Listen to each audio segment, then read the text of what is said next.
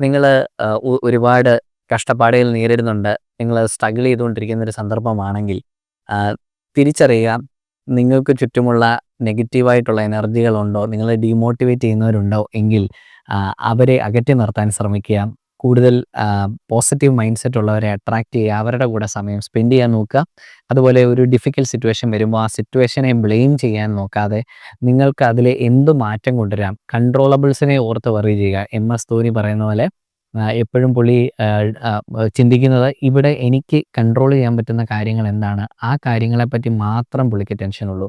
ഇപ്പോൾ ഒരു കളി തോക്കും എന്ന് തോന്നുകയാണെങ്കിൽ പിന്നെ അതിനകത്ത് ചെയ്യാൻ എന്തെങ്കിലും ഉണ്ടോ, ഒന്നോ രണ്ടോ ബോളുണ്ട്, ആ ബോളുകൾ മാത്രമാണെങ്കിൽ ആ ബോൾ മാത്രമാണ് പുള്ളി കോൺസെൻട്രേറ്റ് ചെയ്യുന്നത്. ആ ഒരു മൈൻഡ് സെറ്റ് ഒരു ചാമ്പ്യൻ മൈൻഡ് സെറ്റാണ്.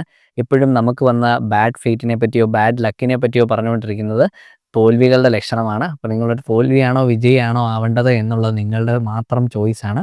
അപ്പോൾ എപ്പോഴും അതിനായിട്ട് ഹാർഡ് വർക്ക് ചെയ്യുക, സ്ട്രഗിൾ ചെയ്യുന്നത് നല്ലത് തന്നെയാണ്. അതിനുവേണ്ടി ഫൈറ്റ് ചെയ്യുകയാണെങ്കിൽ തീർച്ചയായും വിജയം സുനിശ്ചിതം.